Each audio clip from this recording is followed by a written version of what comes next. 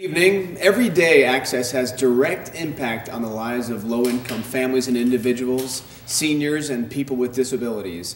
Access, which is the community action agency of Jackson County, helps low-income residents through food assistance, rental assistance, as well as housing assistance, energy assistance, and weatherization of their homes. Access, which you may not know, also helps another group of individuals through what they call support services, and it covers a whole wide range of services for a very vulnerable set of clients. Tonight is the third in a series of shows for Access. Tonight's show will be focusing on the support services and the seniors, and right now let's meet our guests. Jackie Shad joining us, Deputy Director for Access, Logan Bell, the Development Director, and Ellen Gray, Support Services Director. Thanks for being here. Thanks, Tom. All right, Jackie, welcome back. Thank you. And we'll start off the top with you in regards to the overview of Access. I'm sure many people are familiar with Access, probably mostly through food assistance. Correct. And there's certainly much more to it. Yeah, we're about to do our 35th year of helping people with a fairly broad array of services here in Jackson County. Is this going to play? Some may think that dealing with the problems of others would become discouraging and sometimes overwhelming. The reward is making a difference in someone's life today. Today, we are working harder than ever. Our mission is simple and focused. Through partnerships with a caring community, Access provides immediate and long-term solutions that lead people in need towards self-sufficiency.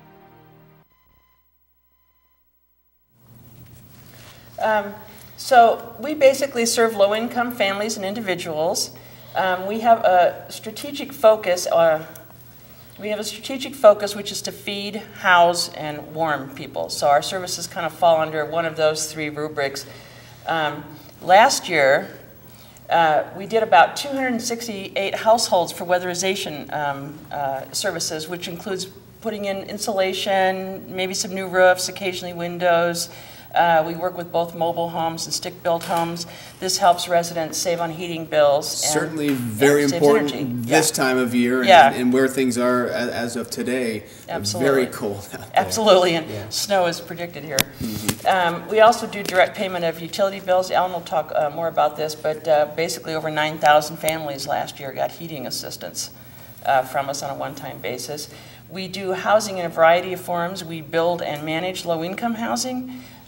We provide rental assistance, and we also do mortgage foreclosure counseling for people struggling right now to pay their mortgages, working as well with a state program to help with some mortgage assistance payments.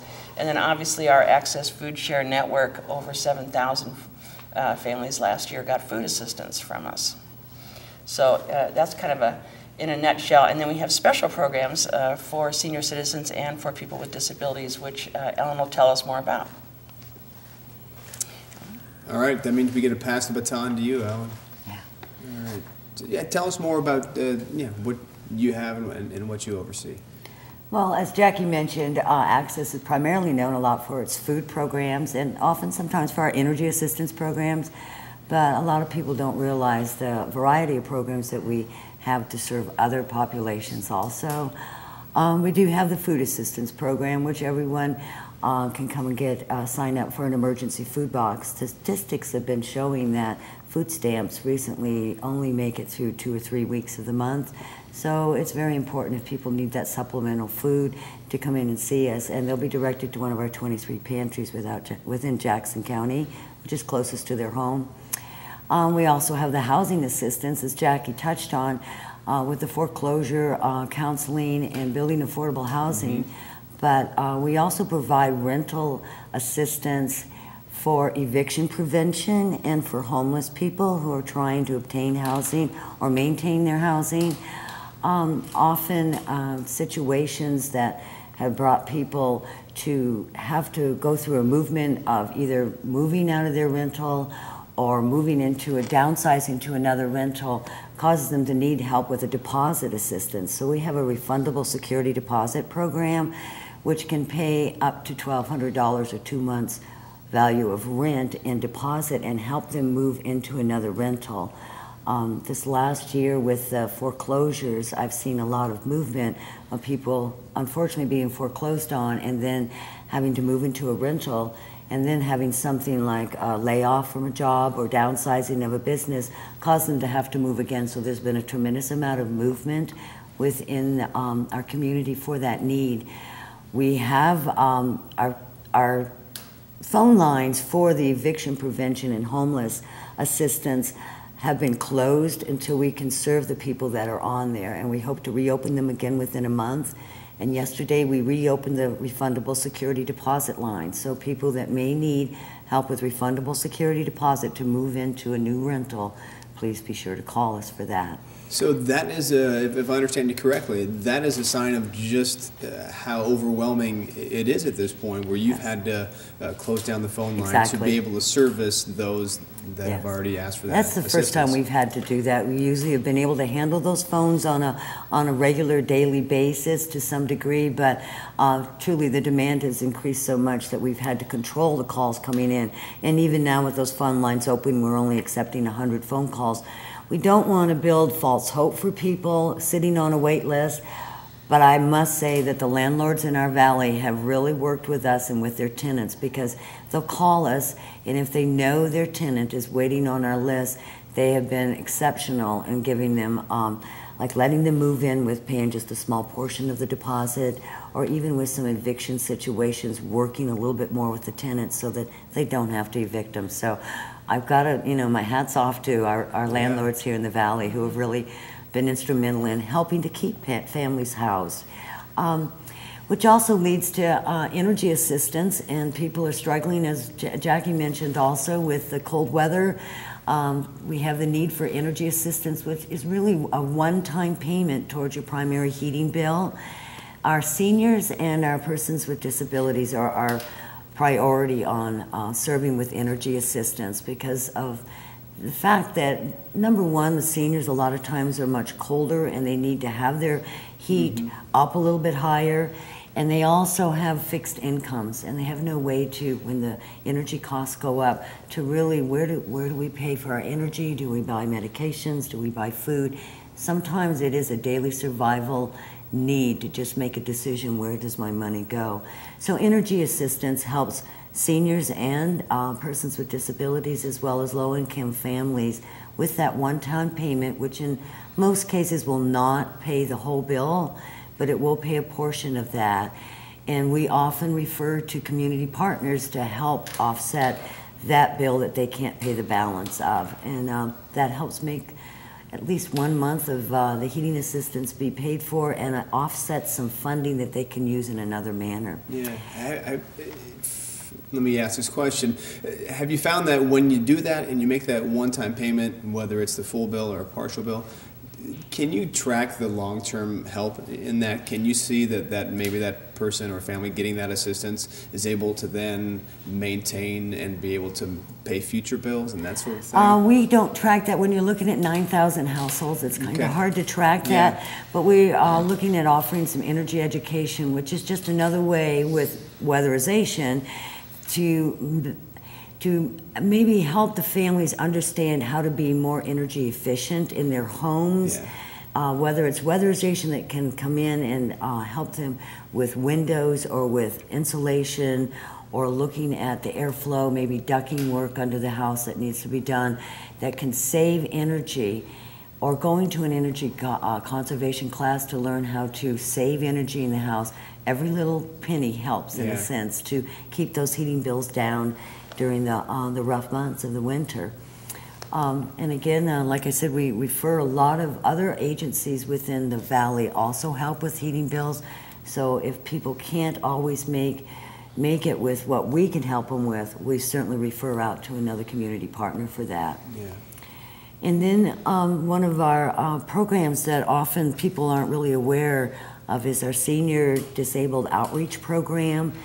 And that basically consists right now of a staff person who literally goes out and visits people in their homes who have a need, that are seniors or disabled. She provides a one-on-one assessment when she goes out, and that's just not a visit to say, hi, how are you doing? She's looking around to see, are there safety hazards in that home? Are there maybe a stack of bills there that may lead to the fact that the senior is no longer able to keep up with their bills? And so by looking around their home, talking with them, they're able to see other issues where again, we have the community partners that we can refer them to or take care of them through programs that we have at Access. The goal of the Senior Disabled Outreach Program is to try to keep seniors living in their home as safe as possible and as long as possible independently. We have found that not only is that good for their mental state as well as their physical state, but it also is a cost-effective measure to keep them in their homes. Now sometimes they'll get to a point where they can no longer maintain that home, but there are resources out there where people can come in and help with some of the day-to-day activities they need help with, or it may come to a decision they need to downsize into a small, affordable apartment, some other living situation that's easier to maintain, and our outreach coordinator will work with them and their families to help make some of those decisions that are really difficult when you're used to living somewhere for many years. This has got to be a crazy, extremely busy time for you. I mean, particularly now, it just all the time it is. And talking about the weatherization and the energy assistance and that sort of thing, not that any other time of the year is less important or less hectic, but it just seems like a lot of those needs perhaps come to a head this time of year. Well, that's true. I mean, we can expect it with the winter months. I think what has been unusual is over the last 2 years with the economic situation, that has brought on factors that has affected our service delivery of our programs to the community and the low-income families that need this in a way that we hadn't experienced before. So we always had the need for the energy assistance. We always had need for weatherization, staying warm. But you put on top of that, you've got the movement of people moving from a housing situation to another housing situation, and then again, possibly to another housing situation, or moving in. What we're seeing also another influx is families moving in with their elderly parents or their grandparents because of economic situations. I mean, that's wasn't the trend that was going on up until a couple of years ago. And that causes a lot of stress on the families, which then again leads to issues that our senior outreach department deals with also, and some of it is family financial exploitation.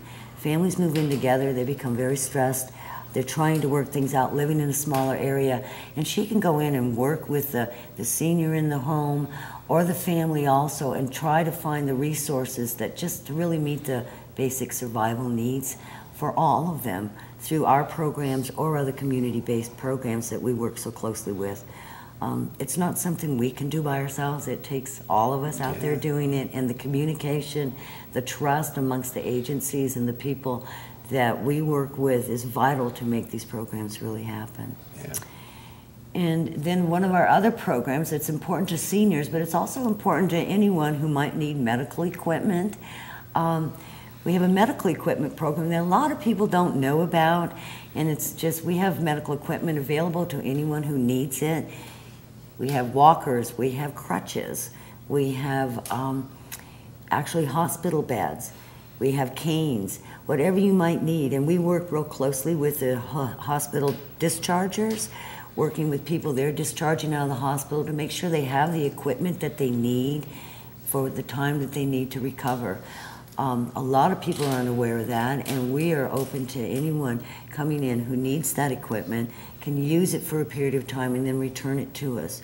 Or anyone who has good used equipment that's in very good condition, we can use that. A lot of our seniors who are trying to remain in their homes and stay independent, once they realize with some of these medical equipment tools, it makes life a little easier for them, and it makes it possible for them to remain independently at home, where they're much more comfortable, and then we can bring some of the outside resources to them to make it all very doable. And I'm sure that's something that gets uncovered as you have someone go into the home Yes. and identify what's going on there Yeah. to where they can. Exactly. Like the Gatekeeper program, which is up on the screen, is really not a program, but that is, again, another community-based kind of alliance, I might say. It's whether it be your neighbor, maybe the power company, or somebody you just know that looks at the neighbor's home that's a senior and says something's different, they haven't gone out to get their mail, the newspaper's out there, the power company calls and says, this person always pays their bill, and they haven't been, and they call us, and they can ask us to check in on this person. Our outreach person will generally talk with state senior services to see if they have this person on their caseload. And because she has the flexibility to be able to get out and do the in-depth assessment, it allows them a chance to not have, they don't have the time to leave the office, senior services doesn't, but our outreach worker can. She can then report back any concerns, any issues she sees by doing this assessment in the home. Now, sometimes the referrals come in, self-referrals from seniors calling saying, I just don't know what to do. I've got this issue, I can't, figure this out, or I don't know what I need to do with this situation. And that's where we try to work with them and help them through the maze of just remaining in their home as long as they can. Yeah, and it's, you make a great point. It's critical that all the different partners in the community are on the same page or communicate, or you have strong enough relationships to where you can lean on them and they can lean on Exactly. you to provide the best opportunity for our seniors and whoever may need the assistance. Yeah, and it's our seniors and our persons with disability, our most vulnerable population, because they are on that fixed income. They sometimes don't have the mobility to get out, but it's the partners in the community that also help us with our low-income families that maybe can make up the balance in a bill that they can't pay, that we can refer them to that service for them, or to like job council, so they can look at making resumes or redoing a resume in order to look at another job opportunity.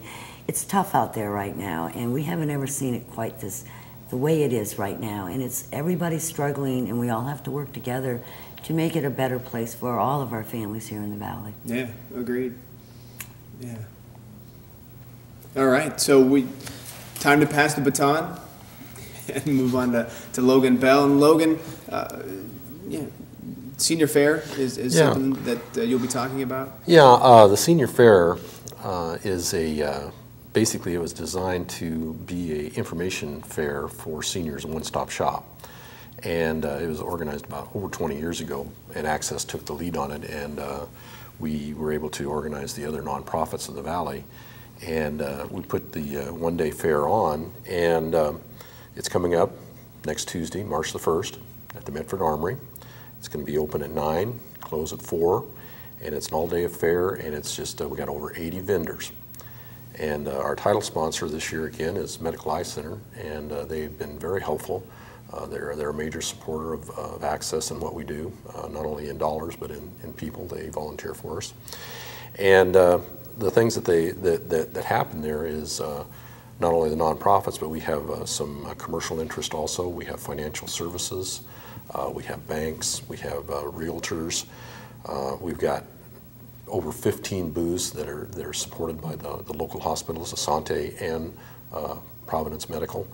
And they range from oncology to blood pressure to, whatever a person would need. And so it is called a senior fair, but many of our clients are what you call pre-seniors. They're checking out. They're that baby boom generation that's starting to check out for their parents, what's going on and what's available for more elderly seniors, and also for themselves.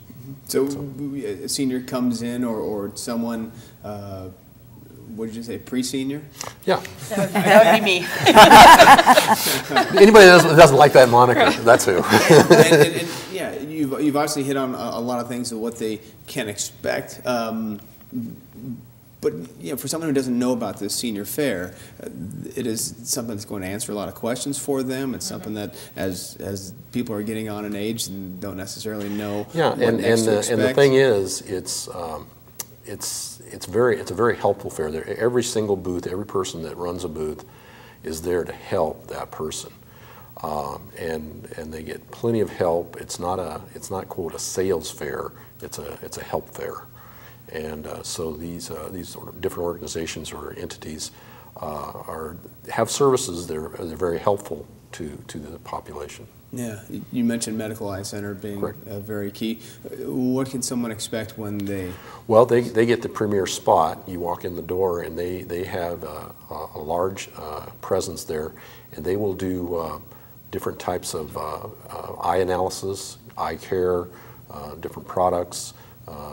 They will actually do some exams and help people with their vision care. Yeah.